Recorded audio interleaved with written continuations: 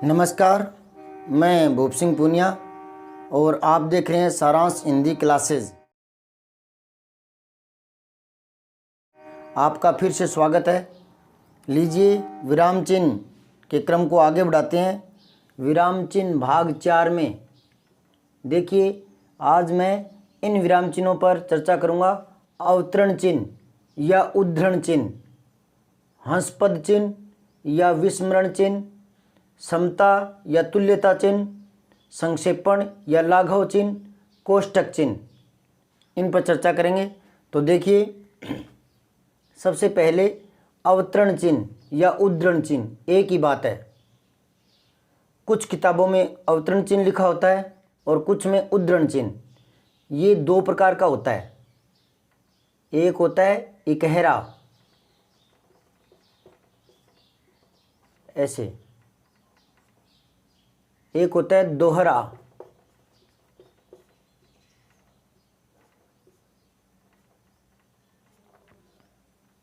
Single और double.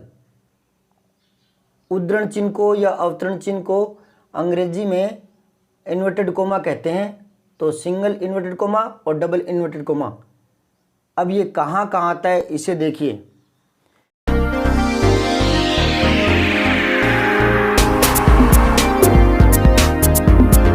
किसी पुस्तक का भाग या कोई अंश या कोई अनुच्छेद अवतरित करना हो या दर्शाना हो तो उस अनुच्छेद को दोहरे उद्धरण चिन्ह में या दोहरे अवतरण चिन्ह में लेते हैं।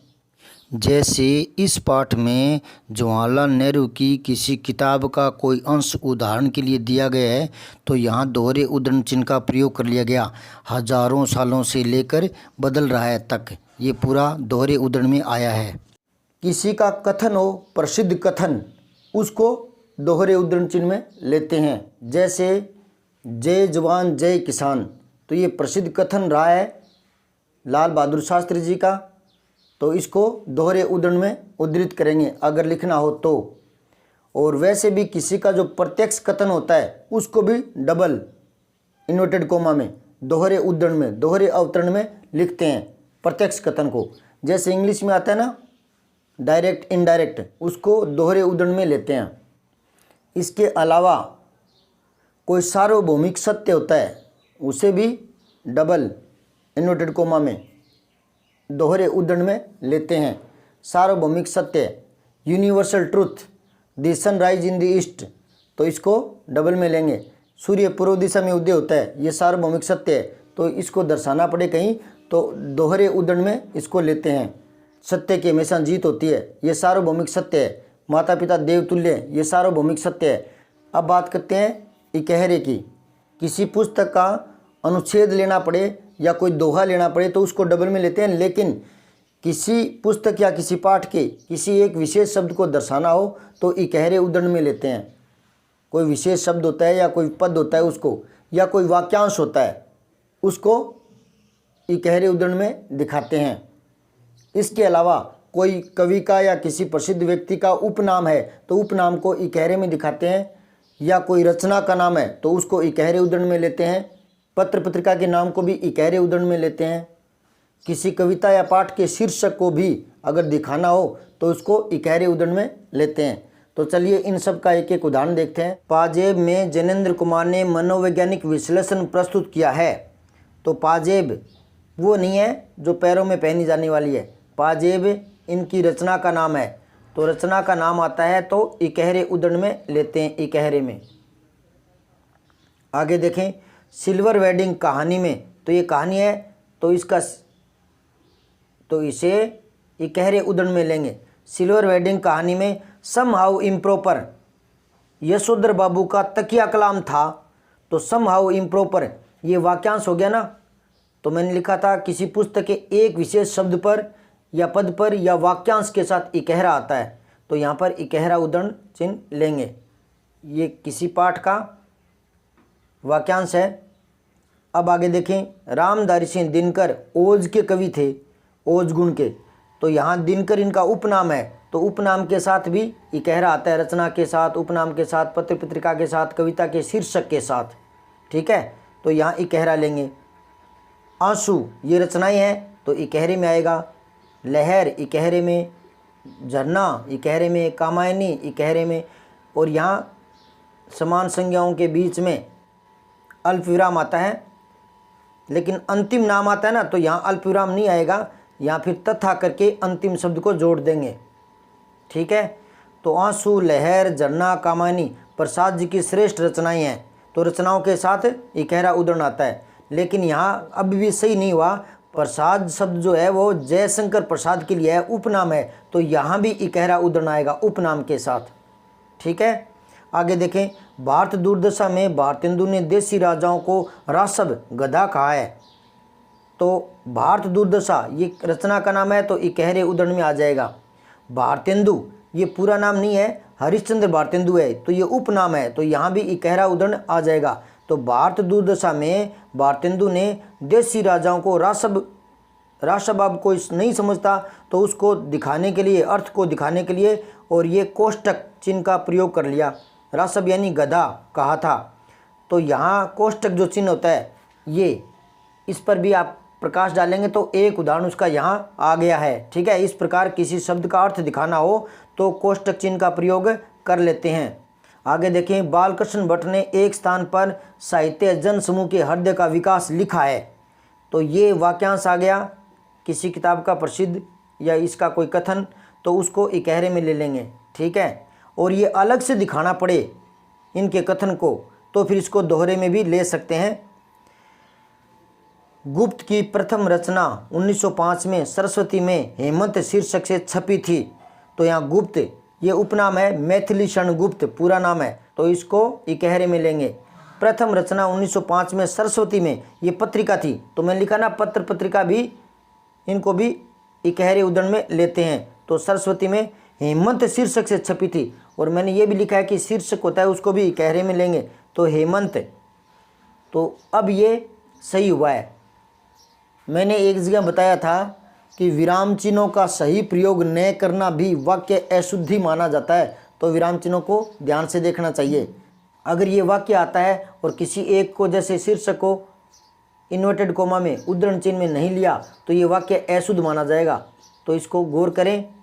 आगे देखें। महावीर ने कहा अहिंसा परमो धर्म है, तो ये महावीर ने कहा उनका प्रसिद्ध कथन है, तो इसको दोहरे उदाहरण में लेंगे। इसी प्रकार इसे भी है ना, साहित्य जन समूह के हृदय का विकास है, इसी प्रकार दिखाना पड़े तो इसको भी डबल में लिया जा सकता है। तुम मुझे खून दो मैं तुम्हें आज़ादी दूंगा, ये बोस का प्रसिद्ध कथन है, तो प्रसिद्ध कथन को दोहरे उदाहरण में लेते हैं। तुम मुझे खून दो मैं तुम्हें आज़ादी दूंगा, इसी नारे से बोस ने फौज में जोश भर दिया था, तो बोस ने, तो बोस यहाँ सुभाष चंद्र बोस है, ये उपनाम है, इसको भी इकहरे उदाहरण में लेंगे, तब ये पूरा वाक्य सही होगा। आगे देखें। झूठ के कभी पैर नहीं होते, ये यूनिवर्सल ट्रुथ की तरह लेते हैं, तो इसको भी उद्धरण चिन्ह में डबल में दोहरे में लेंगे। ठीक है। सत्य की हमेशा जीत होती है, ये सार्वभौमिक सत्य है, कथन है, तो इसको भी दोहरे उद्धरण में लेंगे। माता पिता देवतुल्य, इसको भी दोहरे उद्धरण में लेंगे। यहाँ देखें। सुना भूल गया, कोमा आ गया यानी अल्प विराम, देखा याद रहा, अल्प विराम आ गया, करके देखा सीख गया, और यहाँ आप अर्धविराम का भी प्रयोग कर सकते हैं। ठीक है। अब ये कोई कथन है, सुना भूल गया, देखा याद रहा, करके देखा सीख गया, तो इसको दोहरे उदाहरण में ले लेंगे।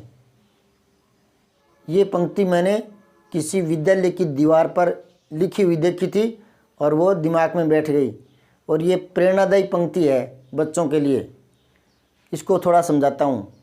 जैसे कोई मिस्त्री है, वो किसी दूसरे को सिखाता है मोटरसाइकिल सही करना, तो वो बताएगा यहाँ से इंजन के पास से एक नट होता है उसको खोलना, फिर उसके इस साइड में सिलेंसर होता है उसको खोलना, फिर ये खोलना वो खोलना, वो बताता रहता है। तो ऐसे क्या वो कोई मिस्त्री बताने से बन जाएगा, सीख जाएगा? नहीं सीखेगा, भूल जाएगा वो। तो सुना भूल गया, देखा, अगर वो खोलता हुआ देख रहा है कि पहले ये पुर्जा खोला था, फिर ये खोला था, फिर ये खोला था, तो उसके कुछ ज़्यादा दिमाग में आता है।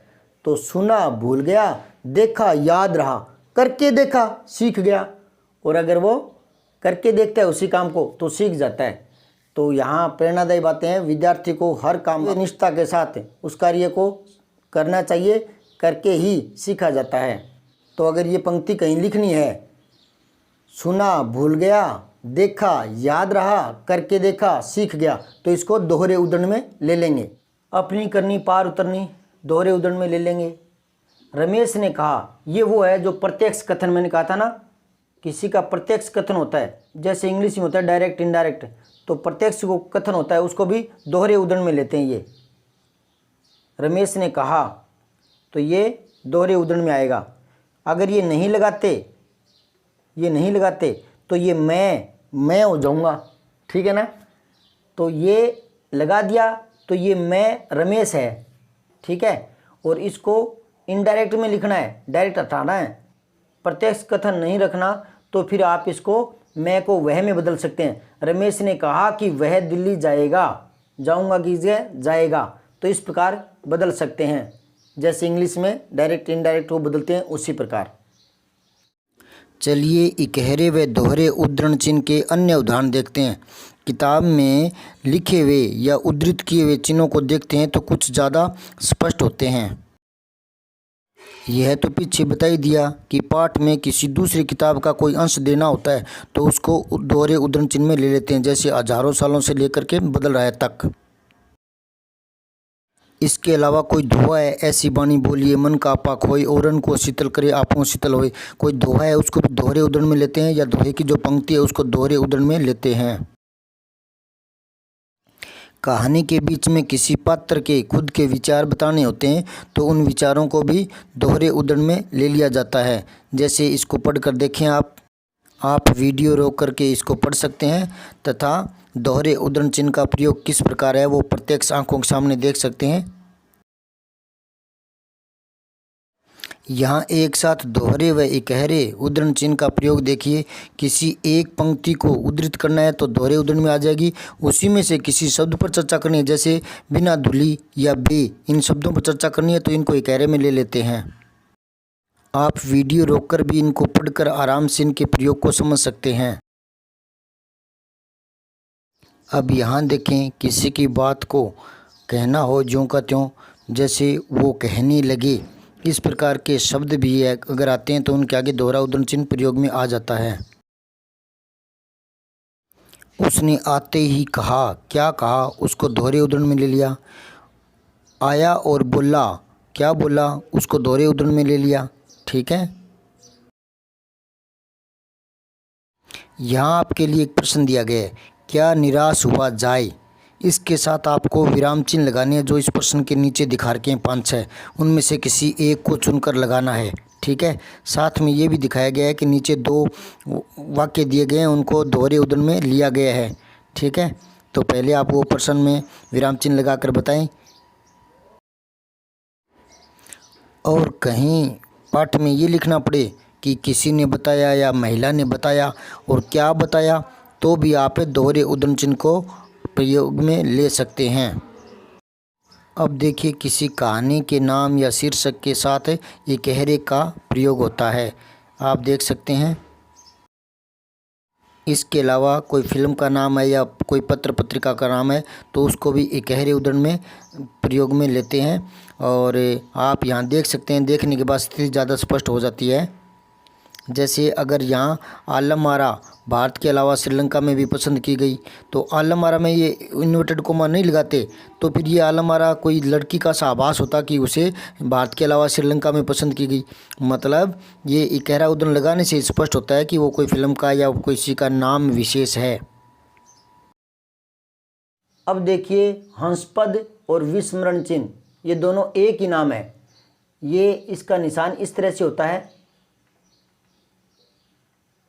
ये निशान है इसका, इसको विस्मरण चिन्ह भी कहते हैं और हंसपद चिन्ह भी कहते हैं। ये आता है, कोई भी कथन जब लिखते हैं तो उनके बीच में अगर कोई शब्द भूल से लिखना भूल जाए तो उस स्थान पर ये चिन्ह लगाकर ऊपर उस शब्द को लिख दिया जाता है। जैसे देखें, आगे बढ़ने के लिए हिम्मत, दृढ़ संकल्प तथा निरंतरता चाहिए। अब निरंतरता बोला गया लेकिन लिखा नहीं गया, तो आप यहाँ हंसपद चिन्ह का प्रयोग करते हुए इसके ऊपर निरंतरता लिख सकते हैं। ठीक है, इस प्रकार से अंशपद चिन्ह का प्रयोग करते हैं। जहाँ कोई शब्द लिखना भूल जाएं तो उसी स्थान के नीचे लगाकर ऊपर लिख सकते हैं। ठीक है, इसे विस्मरण चिन्ह भी कहते हैं। समता तुल्यता चिन्ह ये होता है बराबर का निशान। तो ये कहाँ आता है? समता या समान अर्थ दिखाने के लिए आता है। जैसे शब्दार्थ में लिखते हैं ना, भानु बराबर सूर्य, है ना, तो शब्दार्थ में ये काम आ जाता है। समान मान या समान मूल्य दिखाने के लिए, जैसे 1 रुपया बराबर 100 पैसे, ये गणित में ज़्यादा काम आता है बराबर का निशान। ठीक है, लेकिन कभी कभी हिंदी में भी प्रयुक्त हो जाता है।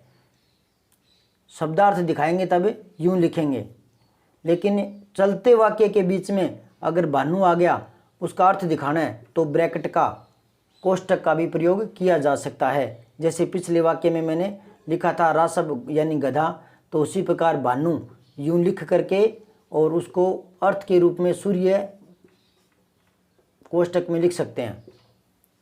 अब चलिए संक्षेपण और लाघव चिन्ह पर। ये होता है ऐसा। तो जो प्रसिद्ध नाम होते हैं या प्रसिद्ध शब्द होते हैं, उनके आगे ये लाघव चिन्ह लगा दिया जाता है। इसको संक्षेपण चिन्ह भी कहते हैं, संक्षिप्त रूप में लिखने के लिए। जैसे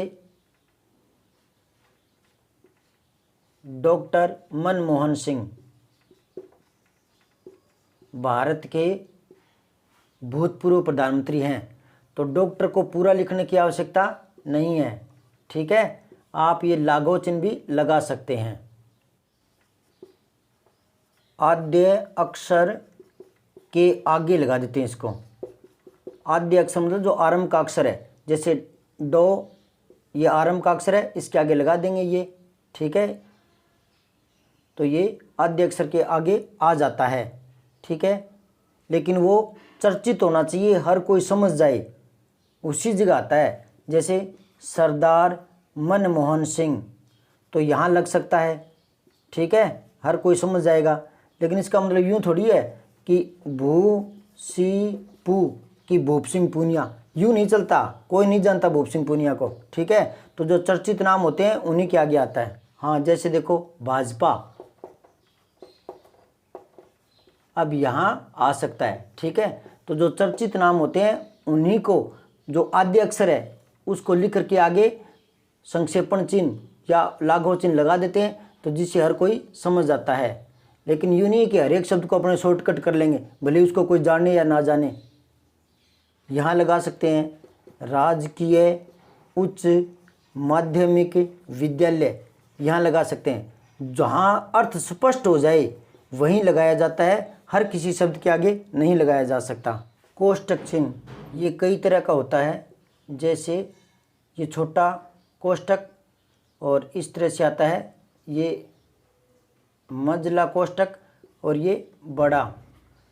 लेकिन हिंदी में ज़्यादातर ये जो छोटा कोष्ठक है यही काम में आता है। ये कहाँ आता है ये देखिए, किसी शब्द का अर्थ दिखाने के लिए। जैसे अभी मैंने लिखा था भानु यानी सूर्य, तो किसी चलते कथन के बीच में कोई शब्द लिख दें और हम जाने कि वो शब्द कोई ना समझे, तो ब्रैकेट में हम उसका अर्थ भी लिख देते हैं और अपने कथन को पूर्ण कर लेते हैं। किसी शब्द के संबंध में और जानकारी देने के लिए यानी संकेत करने के लिए। जैसे अगर मैं यूँ लिखूँ, आजकल वह रामगढ़ रहता है। अब मुझे पता लगा कि रामगढ़ तो कई ज़िलों में है या कई स्टेट में है, तो मैं यहाँ संकेत कर दूँगा यूपी उत्तर प्रदेश में रहता है। ठीक है, इस तरह हम संकेत करने के लिए भी कोष्ठक का प्रयोग कर लेते हैं। नाटक आदि में भाव दिखाने के लिए भी कोष्ठक का प्रयोग करते हैं। जैसे ललिता उदास होकर, तो इसको कोष्ठक में ले लिया। अब मैं क्या करूं, फिर थोड़ी देर ठहर कर, तो ये थोड़ा इसको भी कोष्ठक में ले लिया। किंतु नहीं, मैं अपना रास्ता खुद तय कर लूँगी, तो ये इसका कथन है, तो इसको आप इस तरह से भी लिख सकते हो। लेकिन नाटक जो चलते हैं ना, उनमें जो कथन उपकथन चलते हैं, तो फिर यहाँ इसकी ज़रूरत नहीं पड़ती।